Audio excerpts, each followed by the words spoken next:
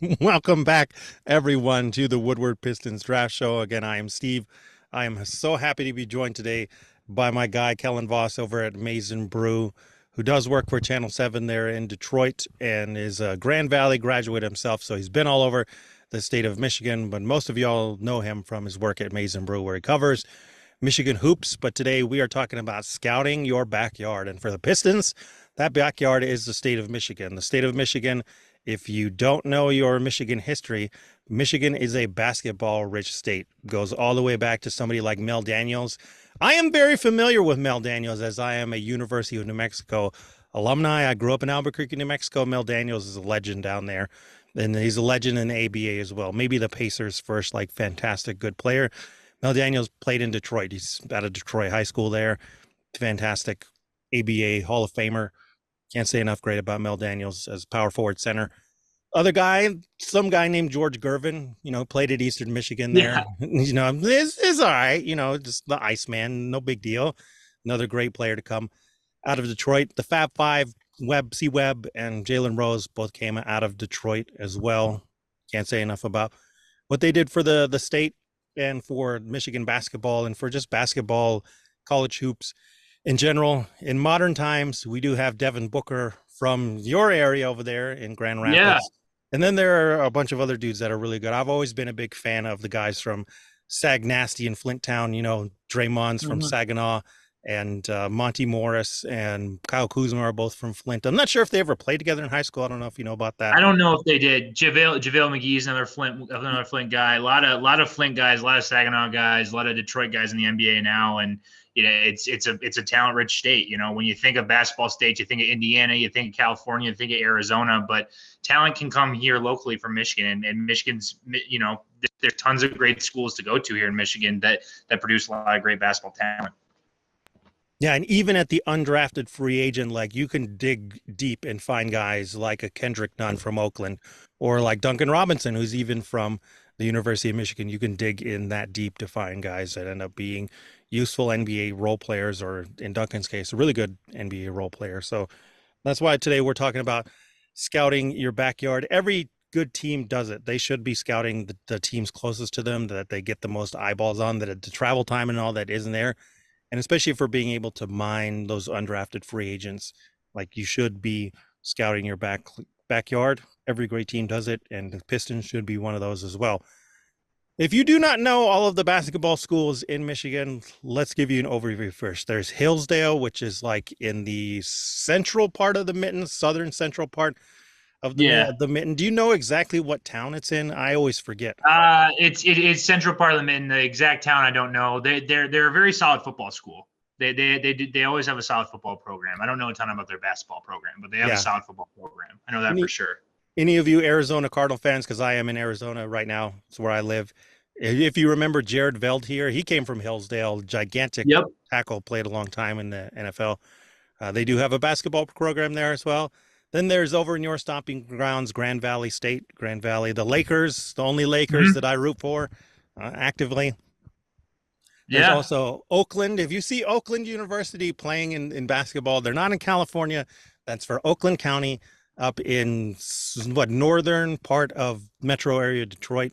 Up there, Correct. I believe it's in Farmington Hills. I always forget Yep. the exact location of it. I don't know. Yeah, it's close to there. Greg, the coach over there is the longest tenured coach in all college basketball right now. Now like Coach K's gone, so Greg Yep. Campy, great coach. Yeah, he's super underrated too, in my opinion. Always seems to churn out guys that end up coming out being a successful pro somewhere. Maybe the top of that is, man, why am I forgetting his name all of a sudden? 5'9". He was on the Pistons. He's like a G League legend. Why am I blanking on his name? Ooh, I think I know who you're talking about, but Kay Felder. I There we go. that's Kay right, Felder, the K Felder. legend, the K current Felder could hoop. reigning MVP of the Chinese Basketball League. Kay Felder. K Felder could hoop. Yeah.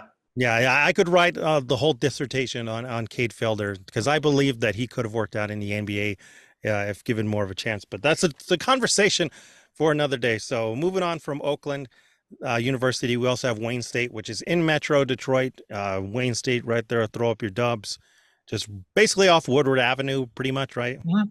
Right in downtown Detroit. Yeah, great Yep. school. Yeah. So in my day job, I do a lot of work with like Native American literature and Native American studies. They have a fantastic Indigenous studies program there. So shout out to the people, my people over at Wayne State.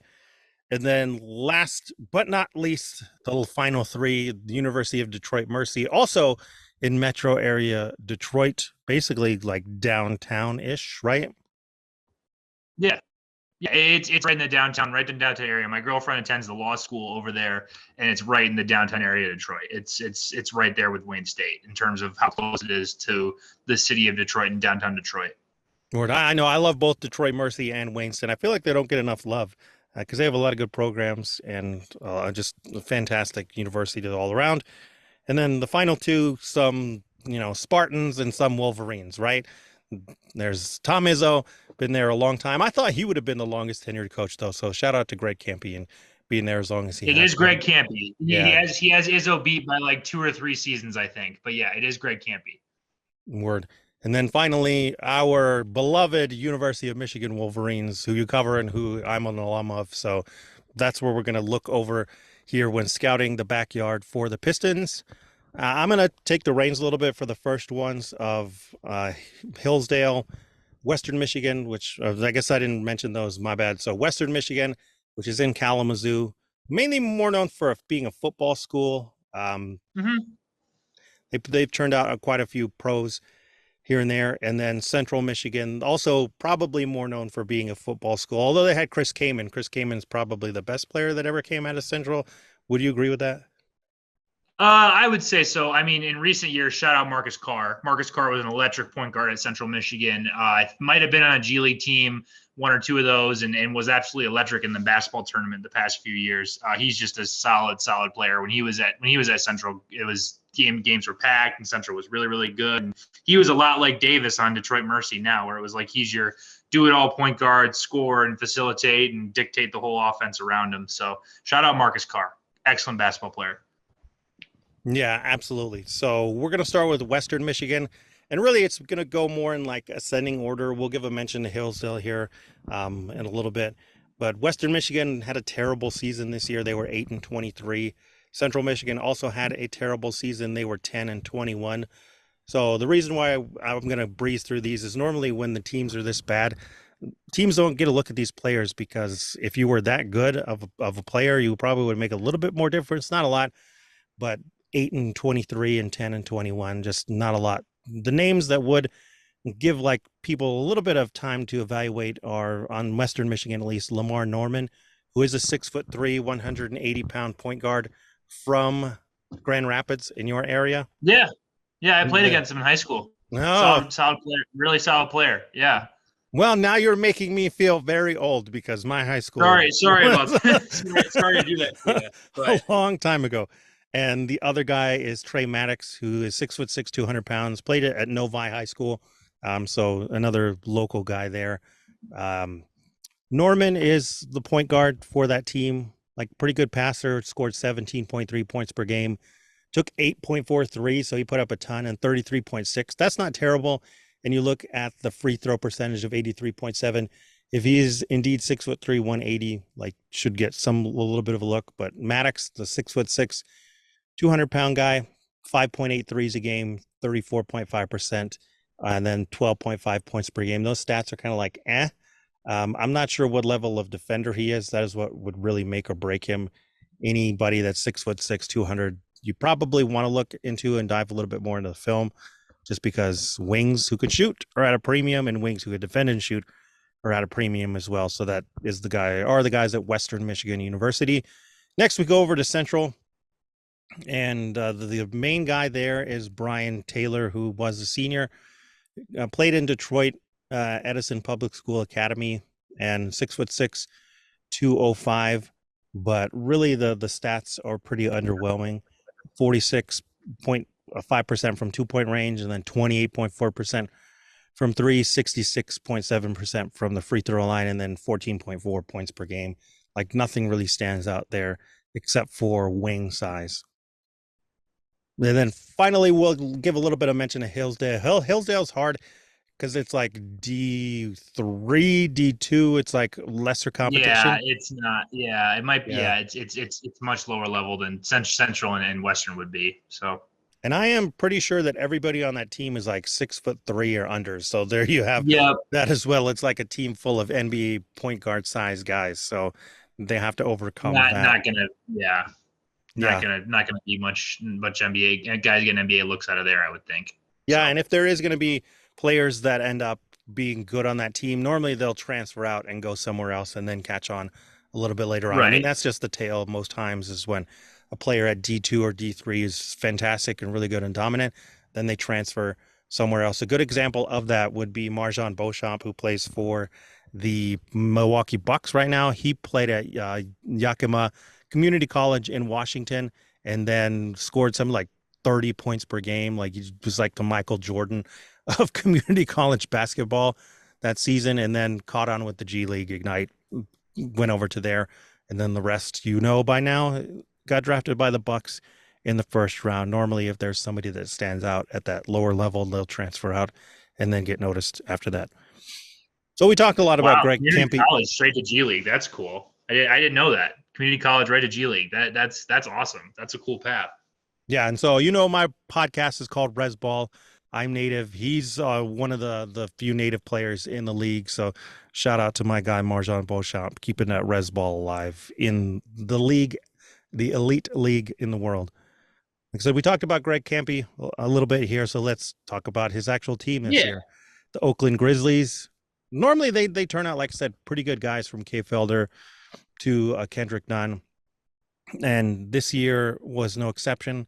Jalen Moore is probably the guy that gets the most like attention, and he was their top guy, point guard, but he's only 5'11", listed at 155 pounds. And the difficult thing with him, other than that size, is 26.4% from 3-point range. It is just like a bucket, though. 19.6 points per game, 5.6 assists as well. So he will pass that rock. He knows how to run an offense, has been there all 4 years. And you look at his true shooting percentage, it's 57%. I don't know how many teams want to give under 6 feet point guards a chance anymore, but he did take 8.4 free throw attempts per game and sunk 84% of his free throws, which is really what helped the true shooting percentage. You see the difference between the effective field goal and the true shooting.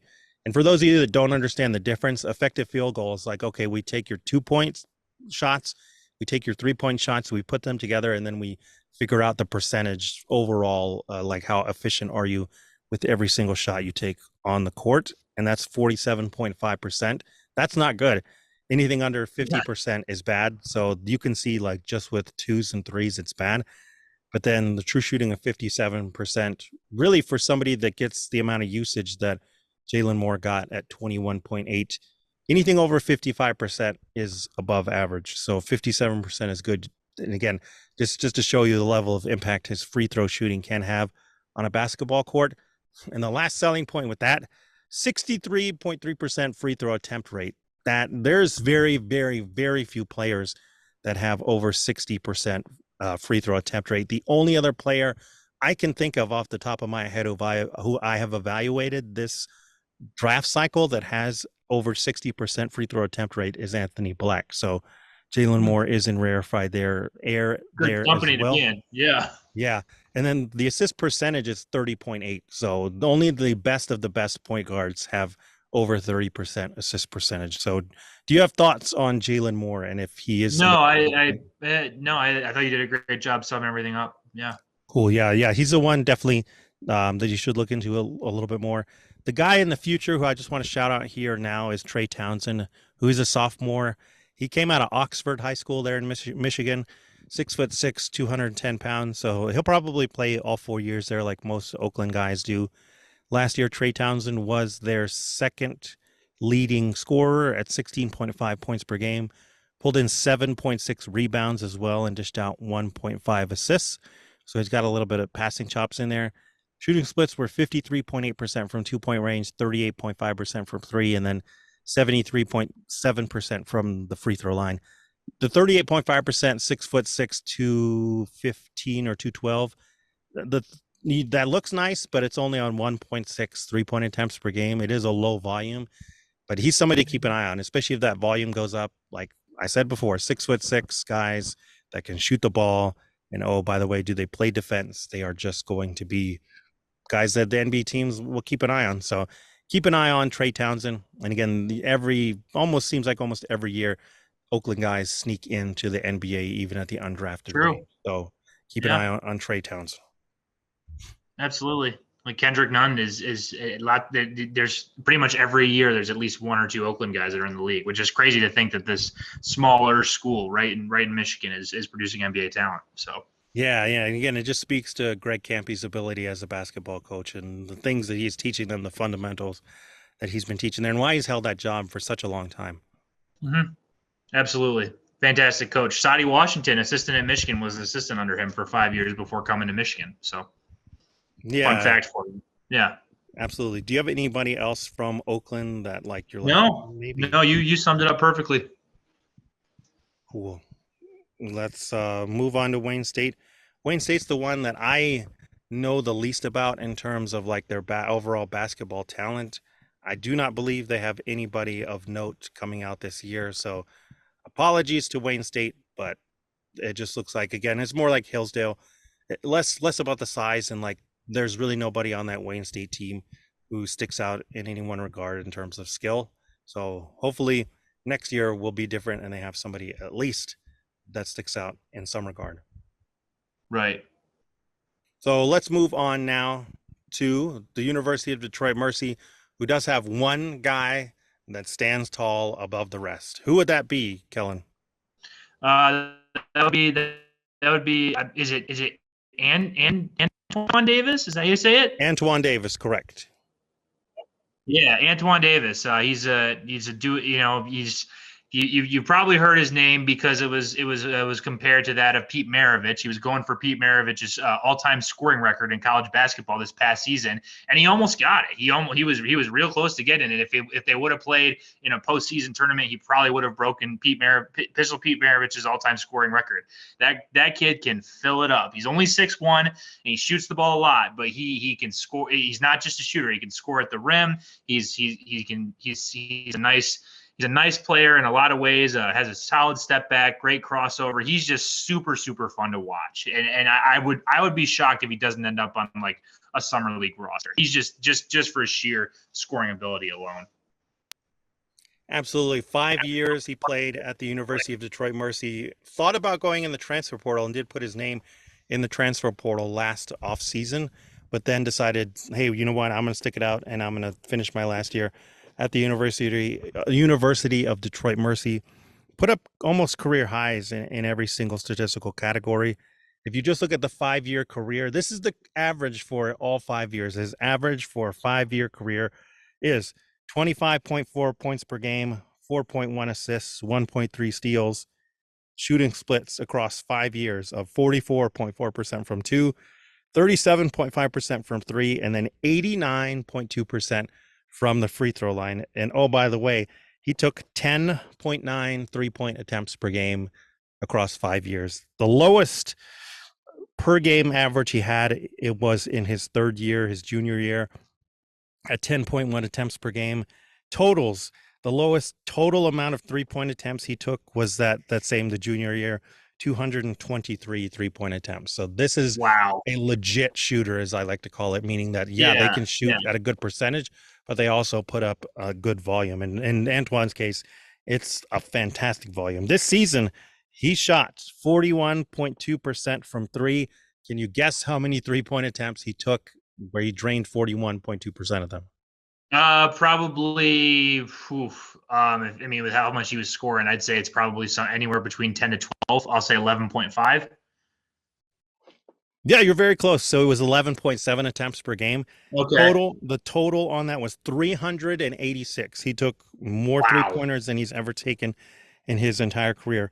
And by the way, he took 182 free throw attempts in his 5th year, and his free throw percentage was 90.7. That's 90.7. And again, the 5-year average for the free throw is 89.2%.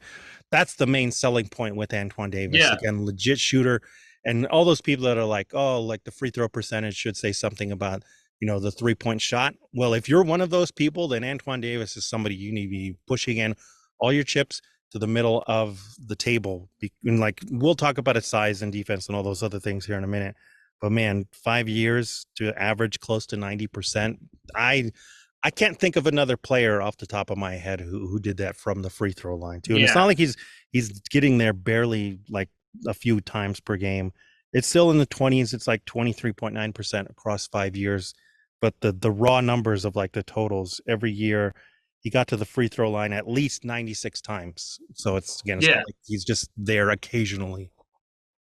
Yeah, and with his prospects as a pro, like you do worry about the competition level he was playing at. I mean, it's great that he was putting up all these points and everything, but the Detroit Mercy didn't even make the CBI, and they played in a very weak conference, and you worry, was he scoring this many points because he was only taking, because he was taking all the shots because of how bad the team was, or I'm curious to see what he looks like on a court, maybe in a summer league setting with other guys who are of said caliber, just to see what he looks like. I'm curious to see that, and I think he will get a summer league invite, and I'm curious to see how he plays. Well, I can give you an idea. For some reason, no like big name Power 5 school really wanted to play University of Detroit Mercy, and I have a theory. Yeah. In Antoine Davis's junior year, they opened this season playing Michigan State and Notre Dame. Uh-huh. So against Michigan State, Antoine Davis scored 24 points. He had 4 assists. He went 0 of 9 from 3 too, so he got to the line 4 times, but put up 17 shots from 2-point range and drained 10 of them. So even when his 3-point shot wasn't falling, which is probably what Izzo and that team scouted for, is like, don't let him get easy threes. Yeah. Still was able to Yeah. put up 24 on them. And then against Notre Dame, he scored 14 points, had 3 assists, was 3 of 9 from 2-point range, and 2 of 10 from, or was 3 of 9 from 2-point range, excuse me, and then 2 of 10 from 3-point range, got to the line twice. So that was more of the like, he kind of got snuffed out there a little bit, but at least it gave you an idea of when he faces top competition, he's not shying away from them. You can see he's still putting up his shots, and the production really isn't that bad to begin with. The year before that, in his sophomore year too, they opened the season with NC State and Clemson.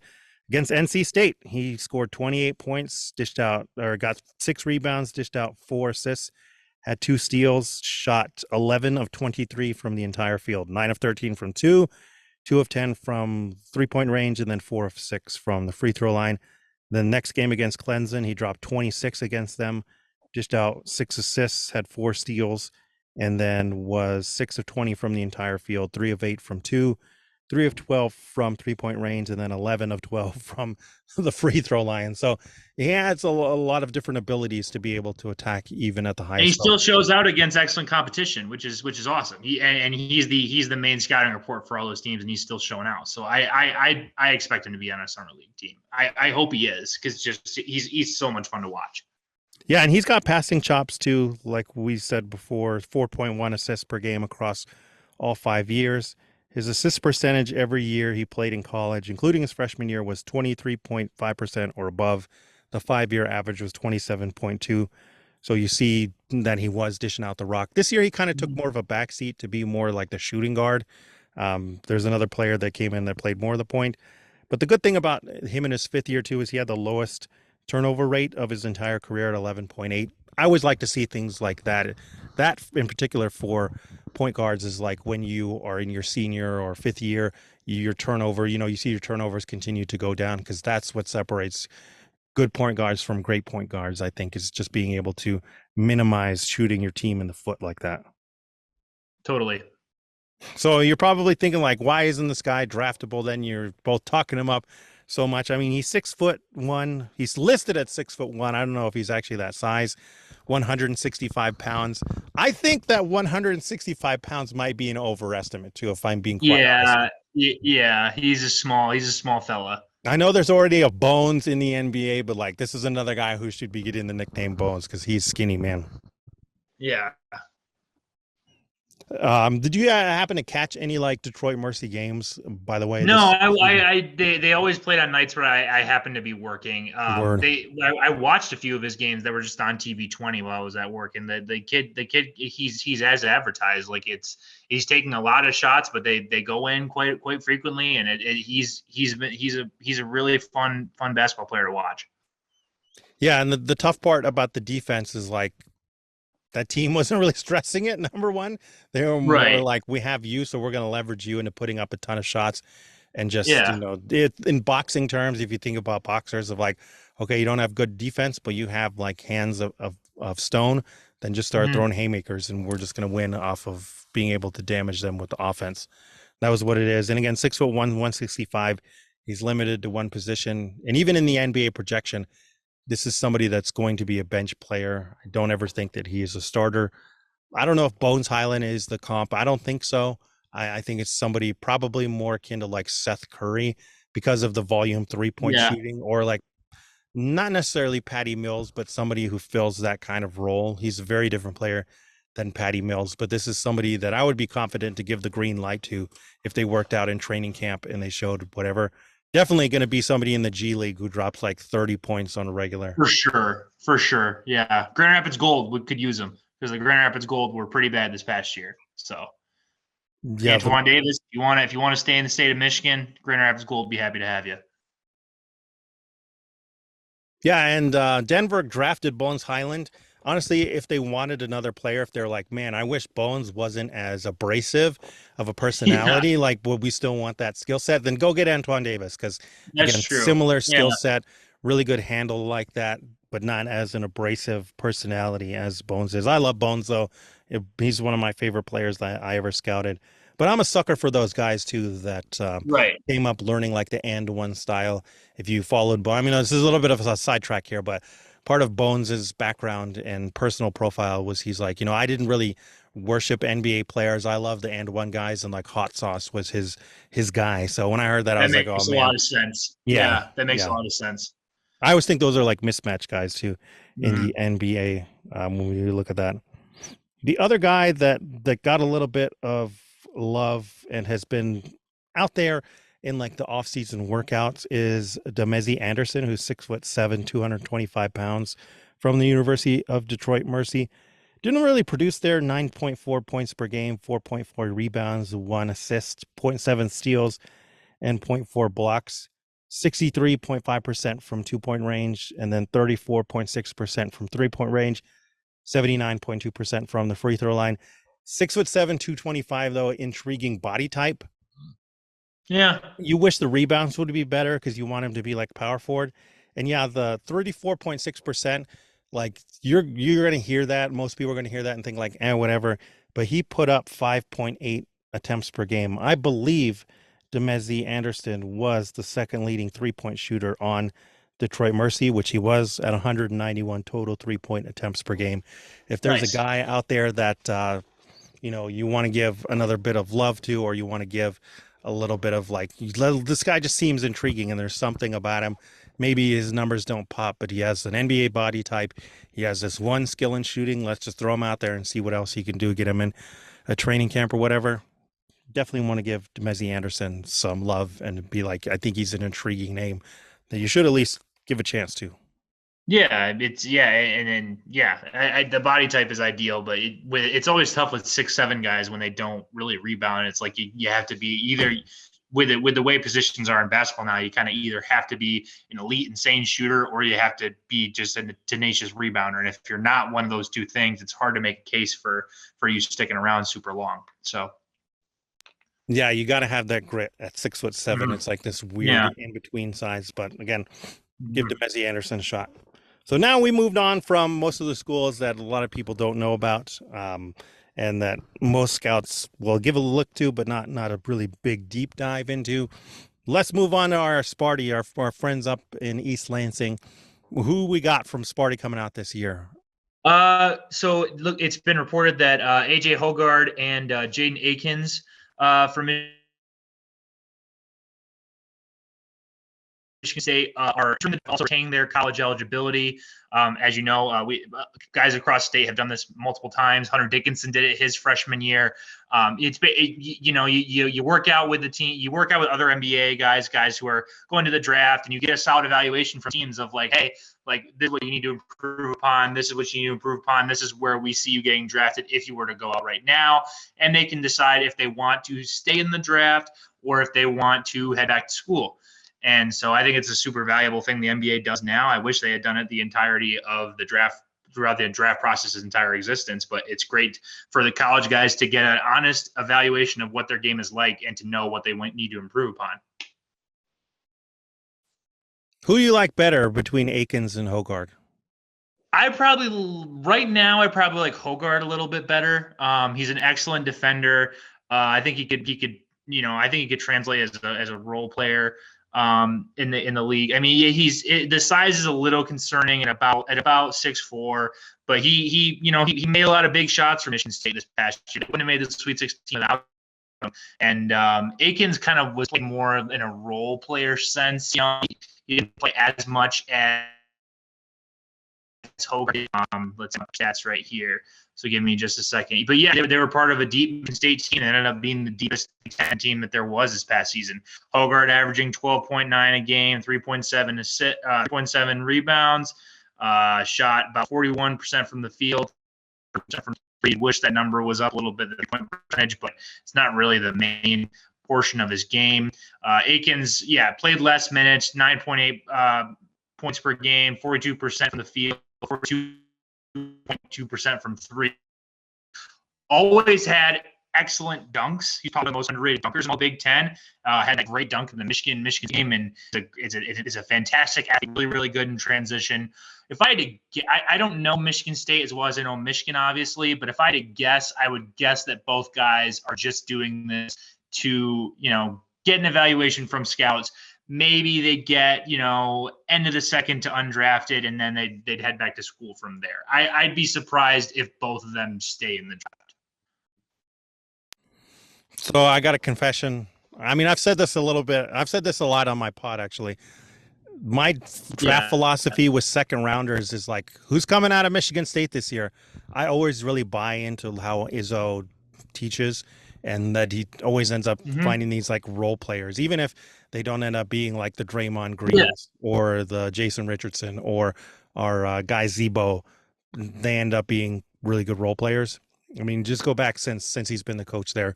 Seems like almost every draft cycle there's some guy coming out that is solid and that will find an NBA role for like 8 to 10 years. I actually like both guys sneakily, and if I had any sway in a front office, especially if I had like an end of round 2 pick, I might buy into them. Akins is somebody I think who could potentially be a sleeper because, again, comes from the Izzo pedigree. Like you said, really underrated dunker, fantastic athlete.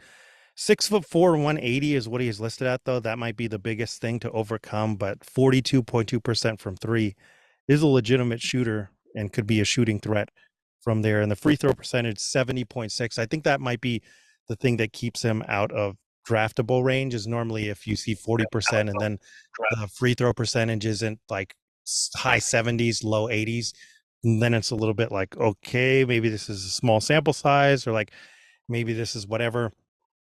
Just like a fluke year.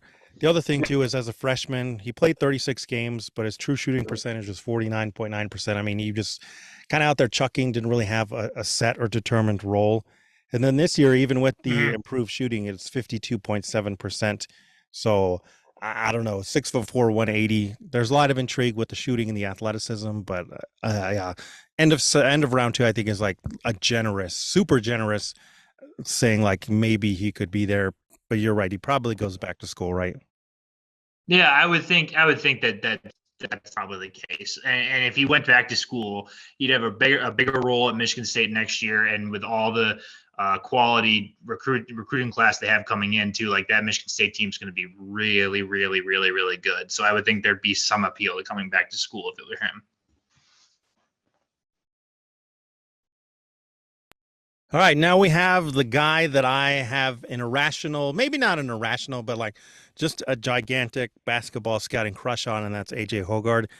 listed at 6'3", 220. I keep saying he has fullback size. Like when you see him on the basketball court, you're like, who is that linebacker out there playing? Yeah, And I mean, he's a point guard to me. 12.9 points per game, 5.9 assists. He's not a great shooter yet, 32.9%, but that is a huge improvement from where it was the previous seasons, where as a sophomore is 29 or 21.9%, and as a freshman it was 16.7%. This is in the toilet, in the basement, buried underground, in the center of the earth. It's terrible. It's like yeah, this guy is never going yeah. to shoot. So the fact that he's taken the most 3-point attempts in his career this year at 73 and is at 32.9%. He's putting in work to try and get that 3-point shot better. And by the way, he took 158 free throw attempts, shot 80.4%, 80.4. So again, I'm going to say this so much, people are always going to get sick of it. If you're somebody that buys into free throw percentage saying something about like their abilities as a shooter, AJ Hoggard is somebody to buy into with the improvement he's had Yeah. every year from the 3-point line. And now you see the improvement of not just going from like and not being like an okay free throw shooter, but like a very, very good 3-point shooter, to where you don't want to foul this guy, but you probably have to because he's 6'3" and 220, like Marcus Smart out there. What are your thoughts on AJ Hoggard? Mhm. I like AJ Hoggard a lot. I watching Michigan State a few times this year. It always struck me he's a really solid defender. He's a really feisty player. He's a real gritty player. I loved it, he was really an X factor for Michigan State in games this year. When he was playing well, it was like that team was really, really hard to beat. They always had Tyson Walker and they always had Joey Hauser, but when AJ Hoggard was also doing his thing, it kind of made Michigan State a really, really, really, really tough opponent. The size concern in terms of NBA thing, you hit on the head. The size concerns me with him only being 6'4", but built like a fullback. But if he can find a place defensively and can find a place as a role player who just commits on defense and maybe improves that 3-point stroke a little bit to turn into a 3-and-D guy one day, maybe that's something. But I'd see him in the same range as Akins, where it's like he'd be going mid and second round, and it wouldn't surprise me if he just comes back to school, quite honestly. Well, so talk about his defense, because I buy into it, but I would like to hear your opinion on it since you were there in the trenches more than I was. Yeah, and he's an aggressive defender. He's a really good on-ball defender. He's a really smart defender.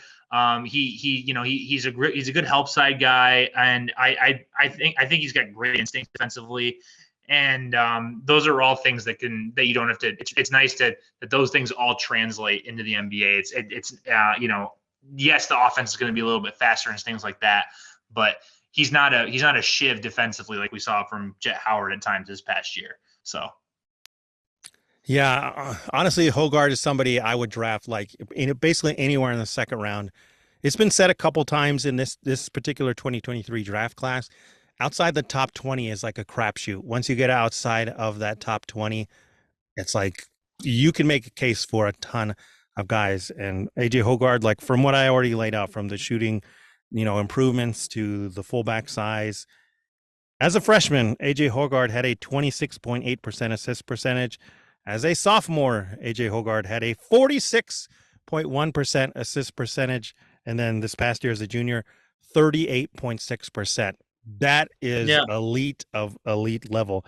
If you look at the total passing numbers too, 201 assists to 88 turnovers. So over 2-to-1 assist to turnover ratio. That's great. It's fantastic. Really, yeah, so good. And especially at that size and the ability to get to the free throw line that much, it's just a mismatch advantage.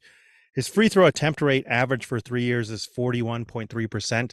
And this year, his junior season, it was 46.1%, which is really good. Anything over 40% is good, especially as a guard at that size. That's the number one thing you would want from a guy 6'3", 6'4", 220. Is like, okay, what's his handle like? Can he put pressure on the rim? Can he get to the free throw line? Can he convert? Bam, all those things work. The way I look at him, because it's hard to find a comp for him, even though I love him, it's hard to find like a 1-for-1. the only way I can think about it is like, imagine if Marcus Smart and Rajon Rondo had a baby. Somewhere in Yeah, between yeah, those two, right, is like that's somewhere probably about that's a good one. Yeah, somewhere in between. And those guys are guys you always want on your basketball team.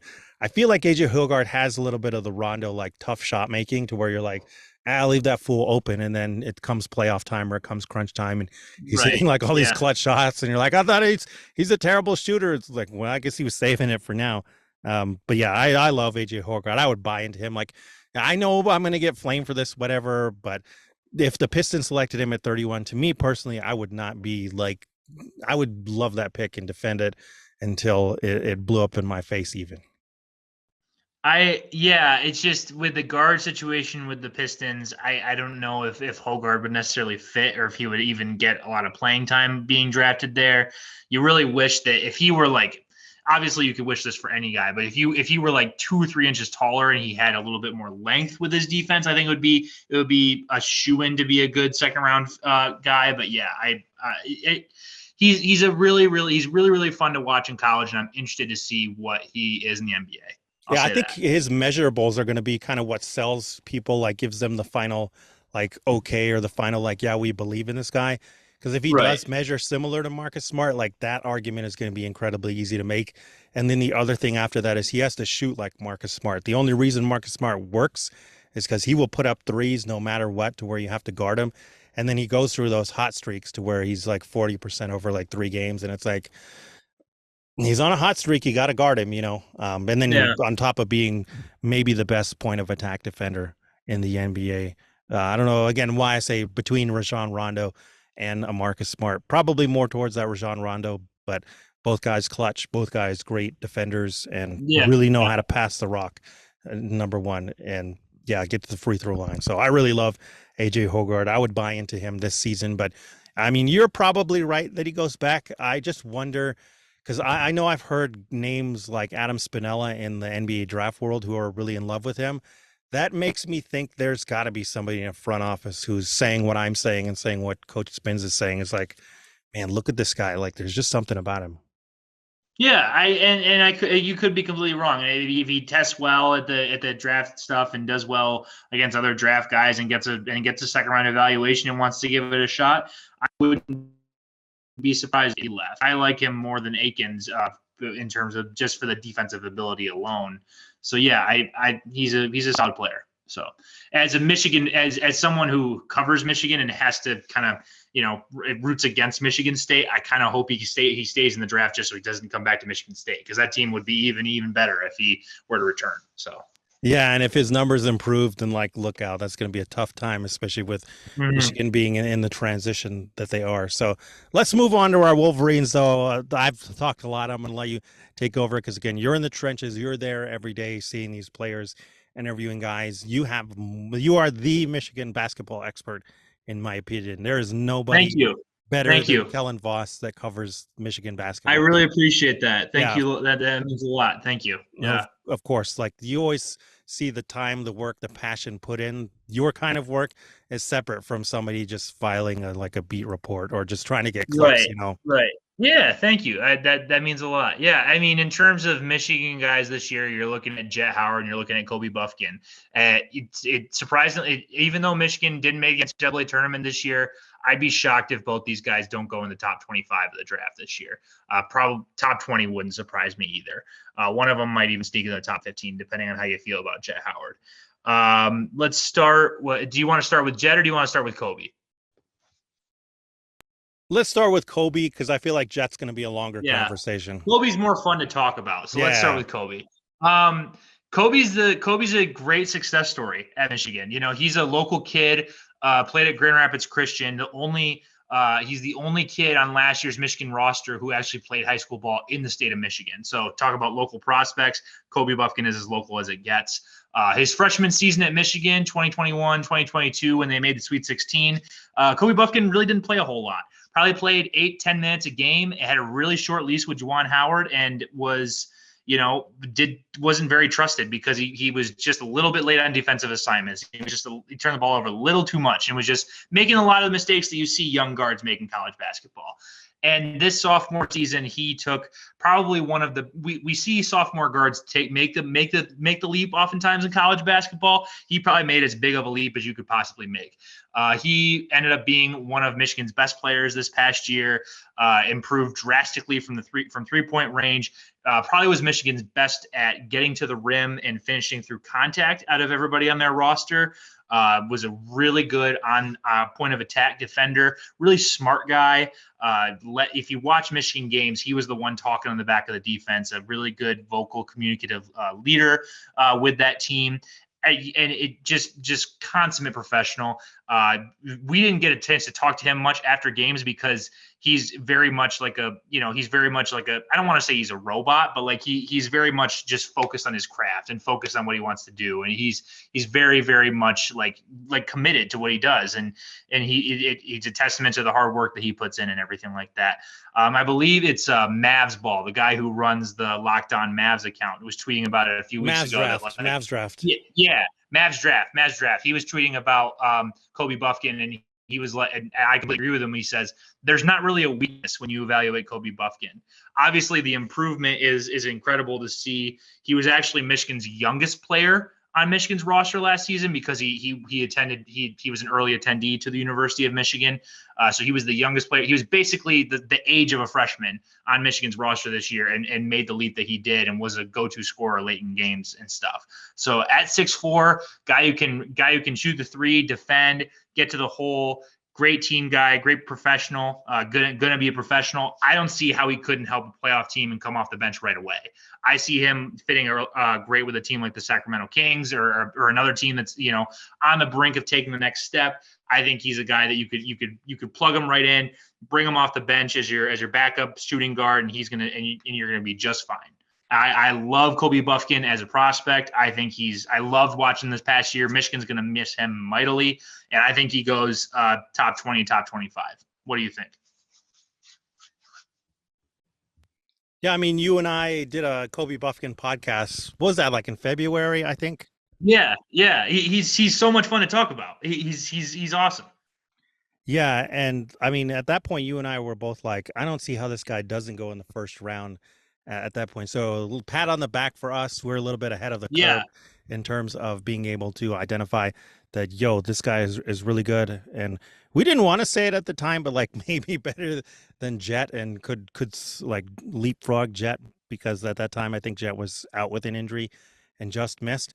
And if you think that's bonkers, let me give you some numbers. So Kobe Buffkin played 33 games, and really it was those first 5 games where he looked like something, like really not that fantastic. First game 8 points, second game 9 points, then 14 points against Pitt, 5 against Arizona State, and then just 9 against Ohio.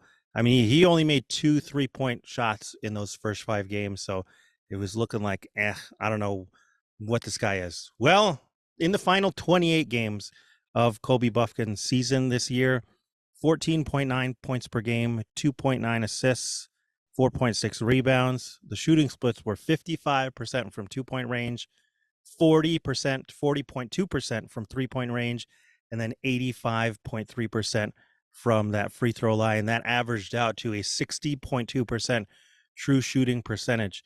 The 3-point attempt rate was 32.8, so not like taking a ton of them, but that was kind of more a thing of Michigan's offense. Like Joey Baker and Jet were the ones that were assigned to take threes, right? And that's never really was his strength, I would say. He never is the type of guard that would try to jack up threes. If he was open and it was in transition and it was off a good look, he would do it, but he was never like hunting 3-point shots like how you see guys like Jet and what Joey Baker was doing this past year. Yeah, and really in the final in the final 20, go ahead. Yeah.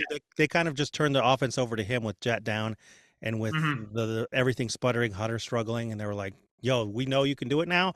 We've seen you do it. And again, the final 28, he just responded with better and better shot making. And like you said, he's not somebody that's just going to put up shots. He is going to find the right shot and put it up. And again, 55, 40.2, 85.3, those shooting splits scream, I know what I'm doing out here, and I don't waste opportunities. And as a guard, to be able to have true shooting percentage of 60 or above, again, rarefied air, it's so hard to have 60% or above as a guard.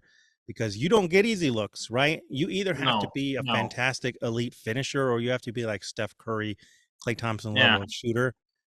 He's definitely not. Kobe's not a Steph Curry, Klay Thompson level of shooter, but he is an elite finisher. So, can you speak a Yeah. little bit to that? I need to pull up the numbers from his shot chart. Yeah, I mean, he was incredibly efficient around the rim, and he's listed at 6'4". I think it was about 185, 190 on the Michigan roster, something around that area. I'm not exactly sure on that, so don't quote me on that. But you look at him, and he's not really skinny. Like he got a lot stronger from his freshman year to his sophomore year. He absorbed contact really, really well.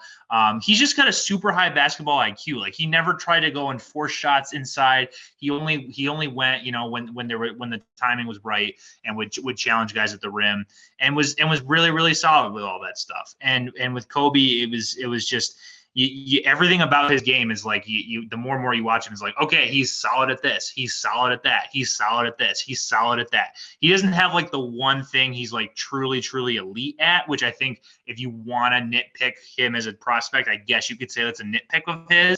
But I don't see how he can't be at the very, very minimum a contributing guard on a playoff team, on a contributing reserve guard on a playoff team. A lot of these teams are sticking with 8-man, 9-man rotations in the NBA playoffs here.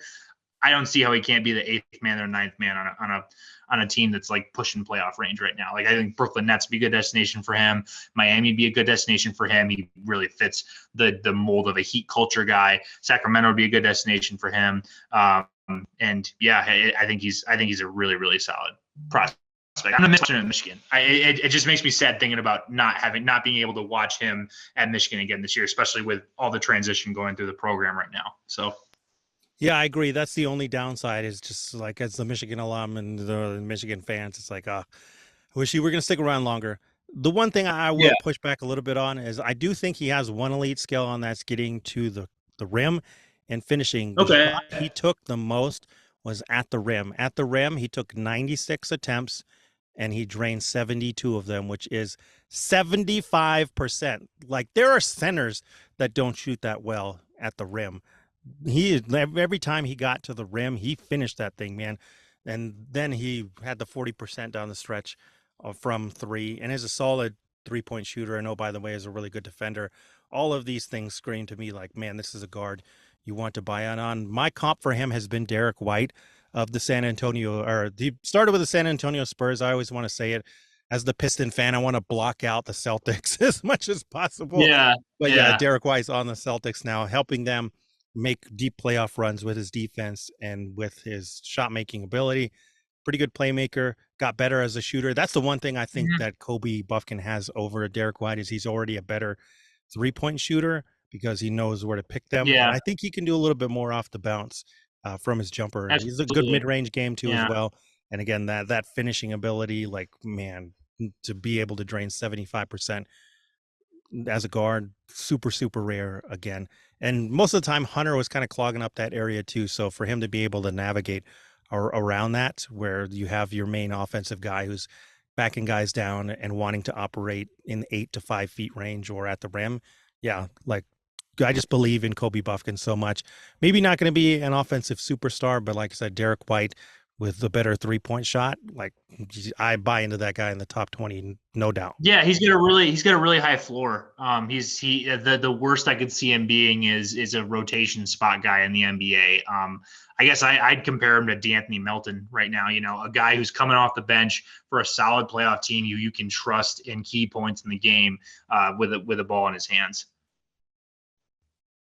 Yeah, and that's a good one to think about too, because the Anthony Melton's 3-point shot has been kind of blah. And so if Kobe's does end up being blah, he's still a good finisher and he's still a good defender like the Anthony Melton, which has helpful come playoff time. So yeah, pious Totally. remarks to Kobe. Kobe, we're gonna miss you, man, but best of luck to you in the NBA. So now we've come to the crown jewel, the best prospect in Michigan this year, coming into the season at least, was Jet Howard of our Wolverines. Take it away on Jet Howard. Yeah, we talked a lot about Kobe Buffkin and about his floor and the high floor that he has. Jet Howard's the higher prospect, is a higher ranked prospect because he has a higher ceiling. Guys who are 6'8", who can make threes at an efficient clip don't just grow on trees.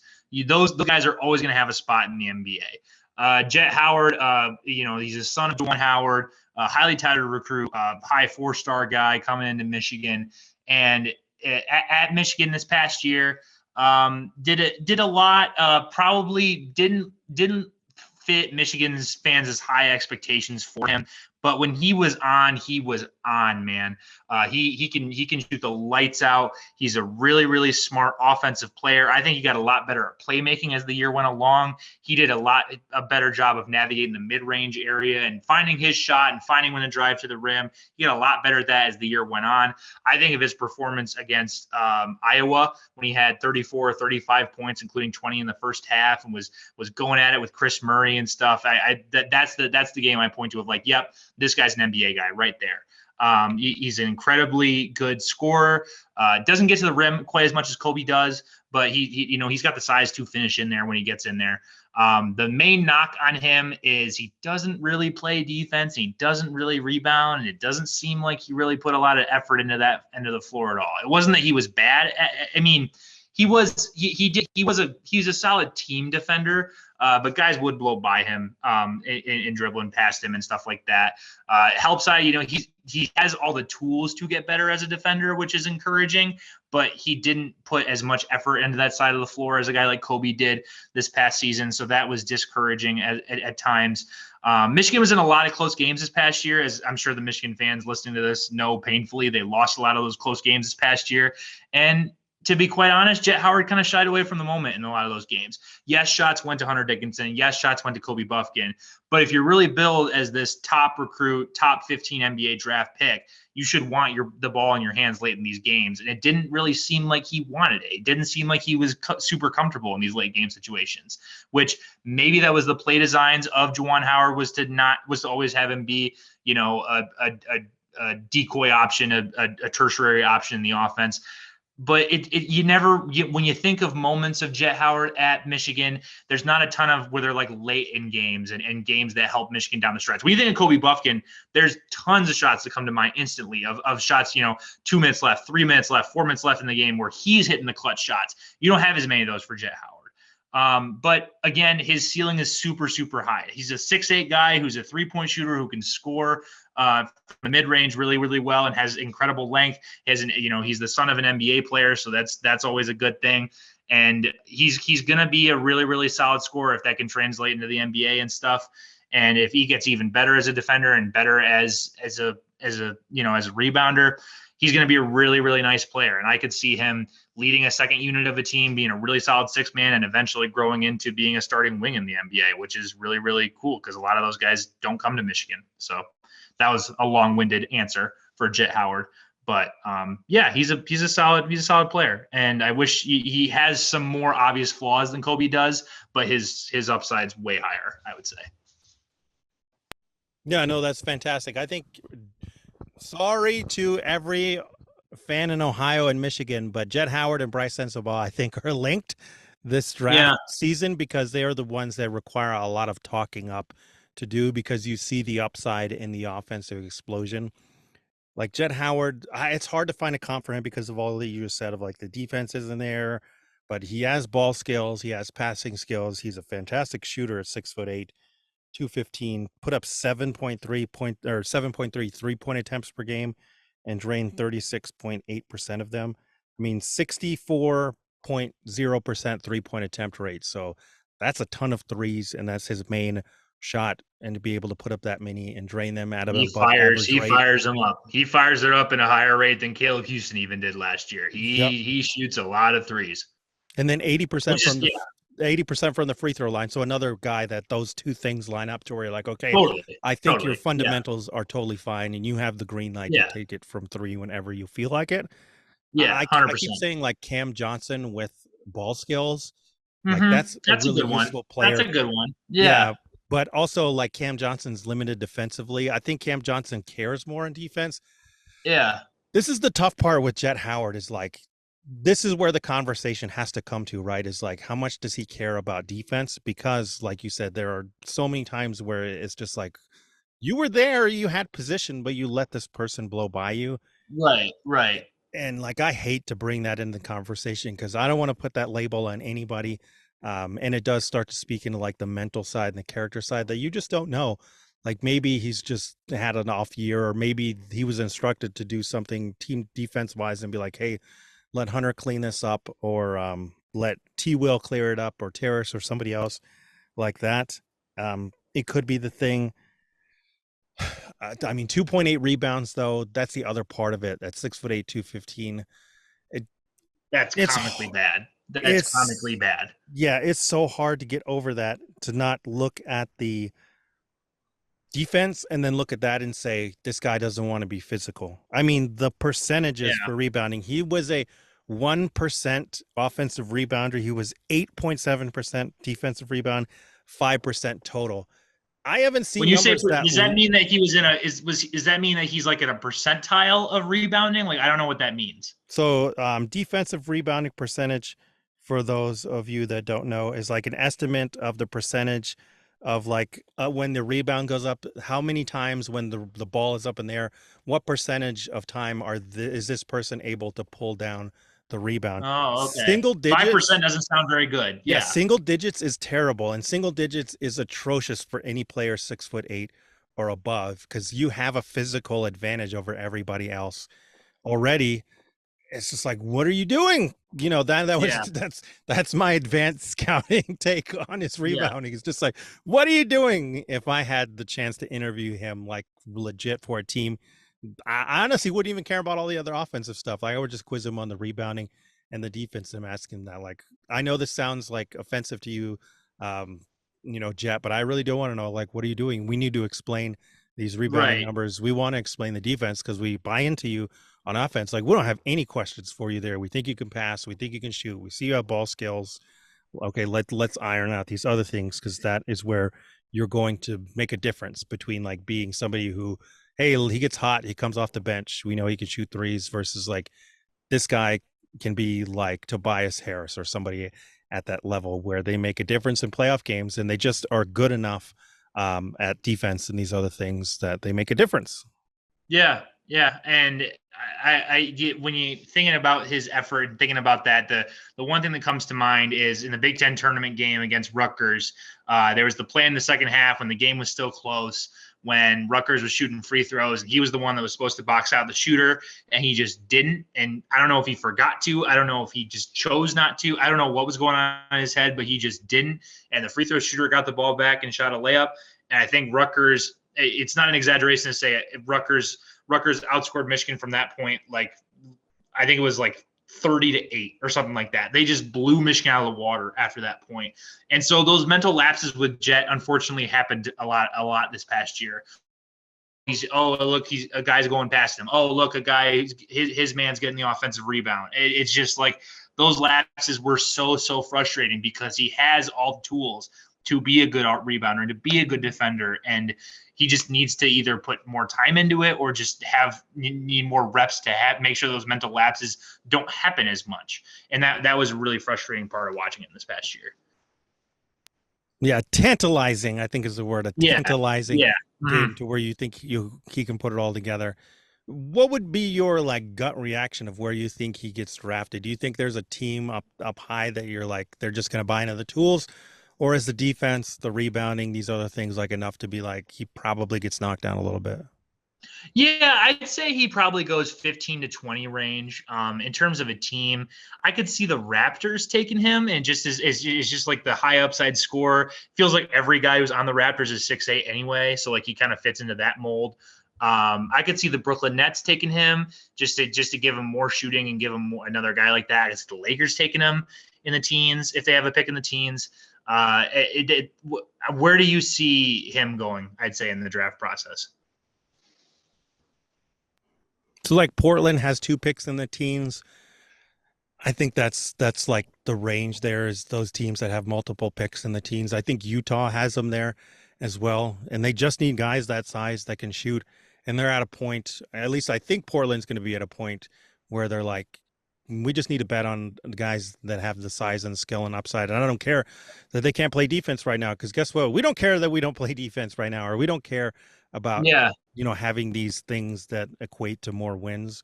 We just want to get this guy in here that is this size at 6'8", 215, that is a fantastic 3-point shooter and is a good passer as well. And then we'll help him iron out those kinks. I think those are the teams, Utah and Portland, wherever their picks are in the teens. Like I said, I'd find it hard that they would pass him up twice because once he Yeah, gets out, Utah and Portland. Yeah, yeah. yeah, One of those two teams takes him with one of those picks in the teens, and he's one of the main guys in the second unit, and just gets more and more reps as the year goes along. And we'll get pounded on if he has those defensive lapses, if he has those rebounding lapses, and either he corrects it themselves or he sees his playing time, go down with that. So. yeah, and the other one is Brooklyn. Brooklyn, I think, has like 21 and 22. Let me give you 21 and 22. Yeah, Yeah. I think that's about as low as he could go because it's like, man, I just don't see him making it past there. And I know they're already kind of loaded with wings. We'll see what they do with Cam Johnson. They have Mikal Bridges. They still have Royce O'Neal, I believe. you can never have too many 6'8" 3-point shooters. You can Yeah, never and have the too thing many. with Jet too is he might end up Yeah, being like a shooting guard because he has that level of ball skills and athleticism, and depending on the yeah. team too, they can just slot him in at shooting guard. Maybe he ends up at Let small forward. Maybe he ends up at power forward. Obviously the rebounding would have to come around, but in the right team too, where they have maybe a center that just gobbles up all their rebounds, or they have nominal power forward who's already there but can also guard small forwards. Yeah. Like he could work. And like I said, the word I keep coming back to is Cam Johnson with ball skills. I just don't see Jet Howard like not working out in some regard because Mhm. of the offense. And Cam Johnson was somebody that I thought was like going to be more in the rotation. Didn't think he would be as good and as much of a flamethrower as he's been in the league. So that's why I like lean more towards that way with Jet is like, okay, I remember Cam Johnson and that evaluation. And this is somebody Yeah. that I think has more ball skills. So that just seems like somebody that's going to work even if the rebounding and the defense are difficult to like think that they're going to be any good. Let me ask you this. This is for Woodward Pistons. Which guy would you rather have on the Pistons? Jet Howard or Kobe Buffkin? It depends on where they would draft them, to be perfectly honest. Like if you're saying they get like pick 11 through 15, I would say Kobe just because I believe in him more. It would be harder because of the guards already. Like that means that you're still buying into Kobe being like a spot starter, or being like the clear six man one day. So that's just the tough part about it. I mean, the answer, I don't know why I'm saying this. The answer is Kobe no matter what, just because I believe in him more. And I really want the Pistons to invest in players that commit to defense. Like the year 3 of the Weaver rebuild is done.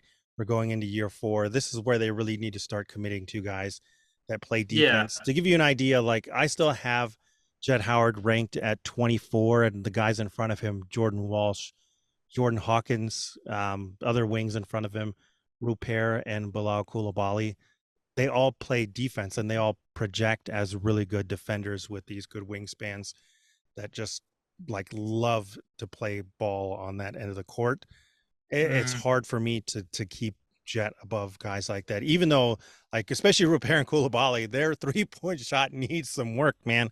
But I yeah. think it's a Yeah. lot easier to teach a defender to be a spot up threat than it is, Yeah. this guy that gets buckets to commit on defense and learn. Yeah.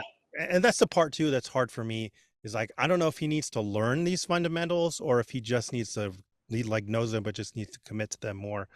Again, Right. that's one of those things that it's hard to speak to because you're not there with this kid. You're not there in the room every day, seeing what they Uh-huh. work on, seeing what they know. Yeah. It's just hard. Yeah. Yeah. I almost wonder if Jet would be better simply because of the position that he plays. The one thing watching the Pistons this past year is like it always felt like they always needed one more wing, and they always needed more 3-point shooting, and that's exactly what Jet Howard brings.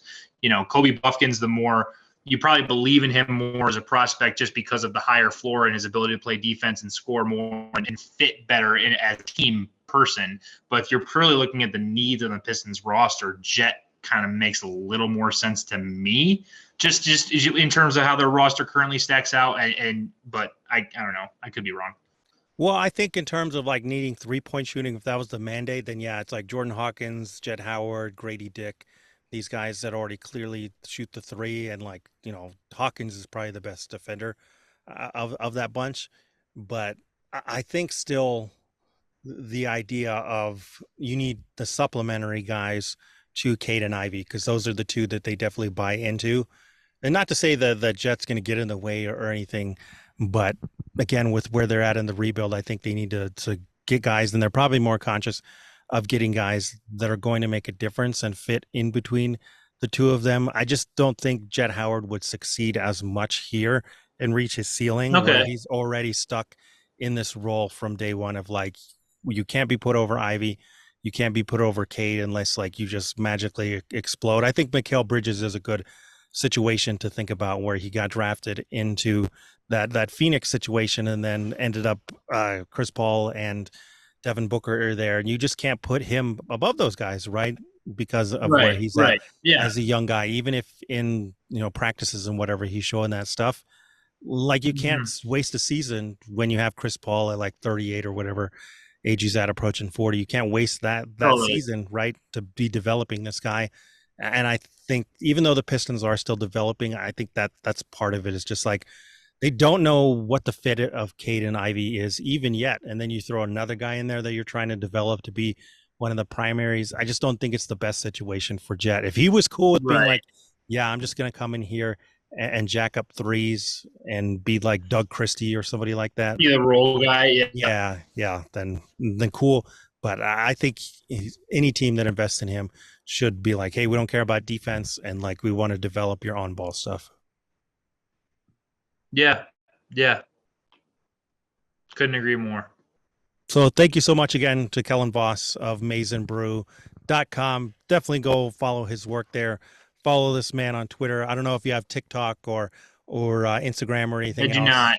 Yeah, I No, would say I keep all that personal. Yeah. Twitter is at Kellen __ VOSS, maizenbrew.com, where you can find, we'll be doing a lot of draft. I've already done some draft profiles about Buffkin and Jet Howard. But we got some other Michigan stuff. If you're a Michigan fan listening to this, there's been a lot of turnover with Michigan this past year. A lot of guys have left. A lot of guys, Hunter Dickinson still hasn't decided where he's going to play basketball next season, and a lot of guys are coming in the transfer portal. So I'll have a lot of those updates for you. My colleagues have a lot of those updates for you. Football is going to be ramping up. We got a bunch of coverage going on there, and we're consistently one of the top performing nation sites that there is. And so come to Maize and Brew for all your Michigan football and Michigan basketball and Michigan sports coverage, because we got it all there. So, Steve, thank you so much for having me. I love talking hoops with you. And yeah, absolutely. that's right. Go blue. And again, if you want to know more about Jet and about Kobe, their draft like potential and what they're going to work out into, definitely go read everything that Kellen puts out there. Why I always pump up your work is you're actually a Thank critical, you. like, writer and a critical evaluator. A lot of fan sites start as kind of like, let's just pump up the team and not like Right. criticize them when they do dumb things, or Yeah. like we did with Jet of like, yeah, the rebounding's terrible, the defense is bad, and actually talk about that and still Mhm. maintain the fandom in it and remain objective. So that's why Sweet. I say, if Yeah. you want to know about the Michigan guys, go look at Kellen stuff, because it's in the trenches and it's as objective as anything there is out there. Thank you, It's not Steve. just That fan means a lot. service, right? Yeah, Thank you very much. absolutely. Thank you. So we'll definitely have you back on when it comes Michigan basketball season, and definitely be For sure. previewing the Big Ten around here. For So sure. thank you again to Yeah, Kellen I'm going to Voss. watch Caleb Love highlight. I'm going to watch a whole lot of Caleb Love highlights this summer. Let me Uh, tell you, I'll be doing a just lot of stuff about Caleb Love. Yeah. I hope you like inefficiency. That's all I'll say with that. Hopefully, Well, Juwan and the staff will help him iron that out, though. I still love Caleb Love, though. I mean, but he's inefficient, so you never know. hey, He will make tough shots. Doug's still there. Terrace is still there. I'm gonna be happy. Those Well, two what guys you are still said, there. I'm gonna be happy. yeah, what you said about Jet, like shying away from the moment. That's one thing we know about our guy Caleb Is Love that coming in. Caleb's not gonna shy away from the Never, moment? never, No, never, no, never, he's never. not. And I mean, it got them to the NCAA final. If he was still on the hot streak in Yeah, that last game, they probably would be hoisting up the trophy. So hopefully that ends up being the case here with our big old blue. Go blue. Thanks a lot, Kellen, again. yes. Thank you, Joe Steve. was going to say something to you, but I think he's still on He hold. seems pretty busy. Yeah, he seems pretty busy. Well, he Do said something. he's second guessing trading Chauncey and not offering Ben a contract, but I don't think they're picking up. Ah, gotcha. Interesting. Yeah, he's on Yeah, hold for a while, so. yeah. It's got those coffee mugs behind him too. Might need to fill up another one if he's going to be on the phone that long. And the one cup in front of it. Maybe it's like tea or Yeah, something to yeah. balance it out. Right, right. A So, lot of beverages. yep.